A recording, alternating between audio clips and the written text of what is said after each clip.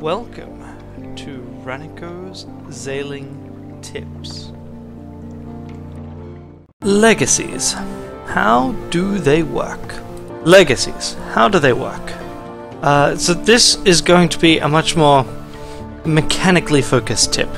I want to explain how the legacy system works in Sunless Sea. There's a formula to it. It's could be made a bit more clear, but it's to do with your stats, and it's to do with what happens when you die. So let's say we start off with our urchin here. 50 veils, start off with some money. We will call them victim because they are not along for this world. This is the most basic captain we can have, but what I first want to do is get an officer and level up veils, because legacies are built around your base stats. Your base stats are the stats that your character actually has. They are used only in legacy because normally it is your modified stats that are used in checks and to meet requirements. So if we put our mascot back and we put our gunnery officer back, you can see that my iron and hearts went up, but it's not my actual iron and hearts that went up there. So if we speak to our urchin, we can spend secrets to increase our iron, but this limit here is actually based on our modified iron. So if we had an iron penalty, we could train further than if we, say, had the Dreadnought, which adds 25 to our iron skill, right? So with the Dreadnought, despite the fact that our base iron is 25, we would not be able to use the Longshanks gunner to teach us iron. I'm just going to get myself an officer, and we'll be back in a moment. Okay, we have Maybe's daughter available to us. Maybe's daughter is an engineer.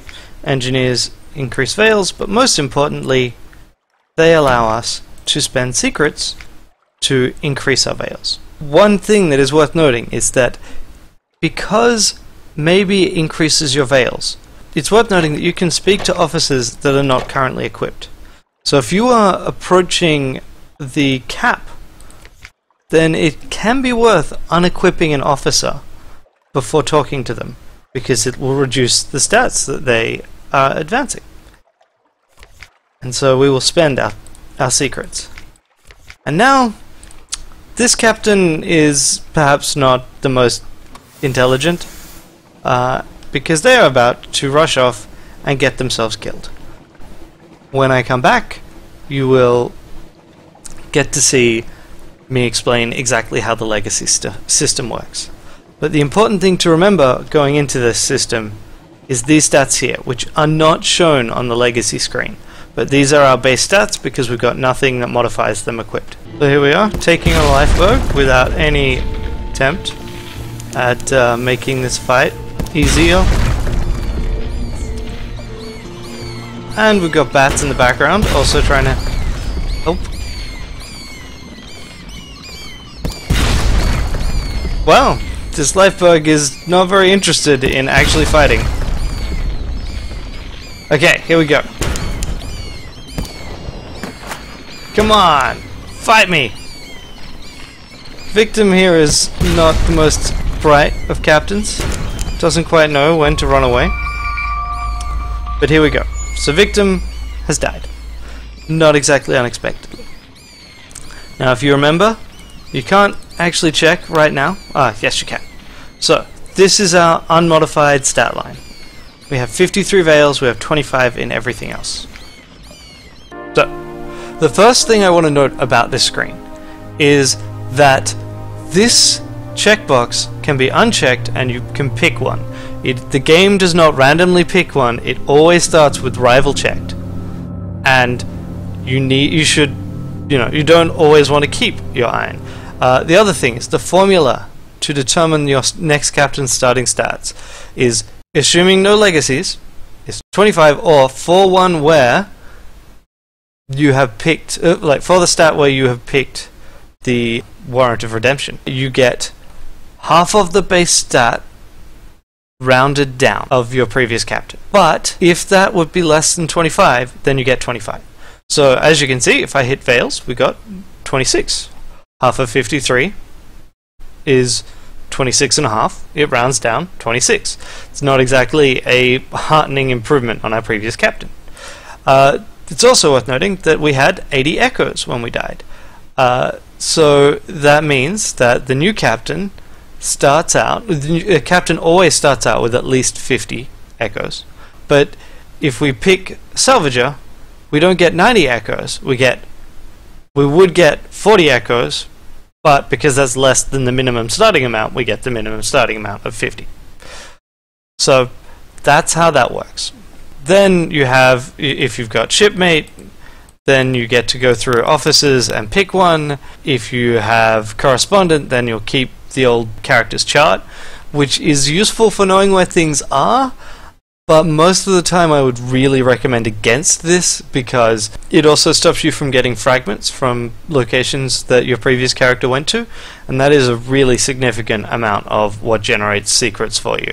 And so your new character will have a much harder time getting their secrets up.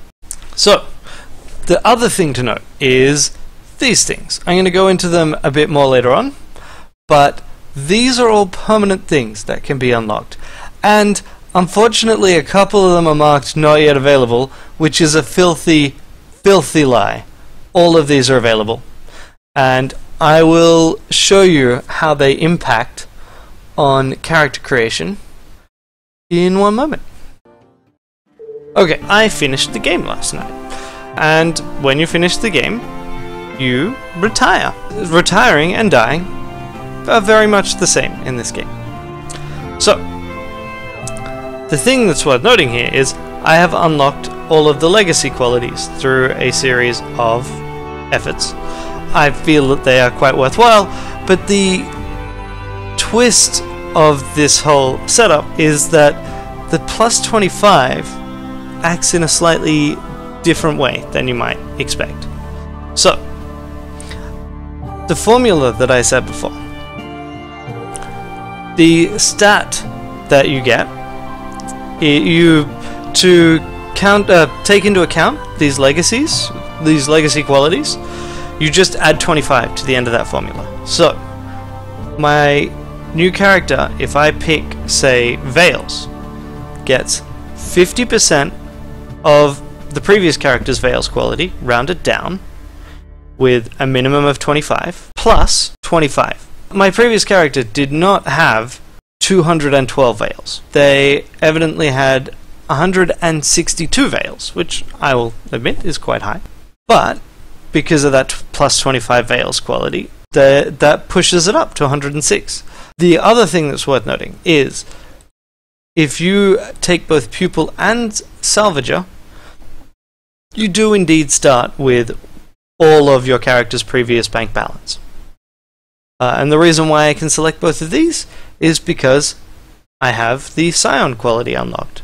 One of my previous captains established a family, and that family now are all Z captains, apparently. One of the things I found quite fun was actually deliberately going out and getting each of these legacy qualities. This is the only legacy quality that is not permanent, but if you're constantly picking Salvager or Pupil, that doesn't matter so much because you in general will start with enough money to just immediately remake your will, and assuming that you have been passing down heirlooms, you can always sell off an heirloom to do the same, to achieve the same effect. So this next set of information is purely because I feel it is quite difficult to work out some of these legacy qualities in context. If you do not want spoilers, please finish now. I've given you the information on how this legacy formula works, so that's probably the most important part. This one is pretty straightforward. An Iron Will you get by having at least a townhouse, if not a Z-side mansion in London, and purchasing a will. It's straightforward enough. Not necessarily easy. It took me a little while to get my first house because it 1,000 echoes was quite painful to begin with. Scion is also pretty straightforward. If you actually advance your relationship with your sweetheart, then you can create a legacy. And I found that happened fairly naturally for me over the course of a game, and once you unlock it once, it is difficult to get rid of. It is actually theoretically possible to lose this quality. I don't know how, but it warned you that you can. Horizon Codex involves Avid Horizon and a quest line there. I will leave it at that. The Book of Sharps can be obtained a couple of ways. The way I obtained it involved helping the anarchists. A Traveling Light involves the Empire of the Hands and seeing that story to its conclusion. A Dream of Red also can be obtained a couple of ways. One of them involves taking someone to the surface, and the other involves seeing the story at Station 3 through to its conclusion. And finally, the Manual of Miracles. This is one of the easiest ones to get, but is also one that almost every character becomes ineligible for within about 30 seconds of starting. This, I feel, is the most guide required of the Legacies, simply because it is so easy to lock yourself out of it for any given character. It involves shipping Sphinx Stone and having not revealed your past. I think all of these are great goals for captains before you push on to try and find your father's bones. It is worth noting that 2 of them are always going to finish that captain off, and therefore, impossible to do whilst also winning the game. But, as I said last time, you will die, and that's okay. So, in conclusion, the formula for starting stats is the higher of 25, or for a selected warrant, half of the base stat of the previous captain rounded down. And then, if you have the appropriate legacy quality, then you gain a further 25 to whatever the result is. And happy Zailing!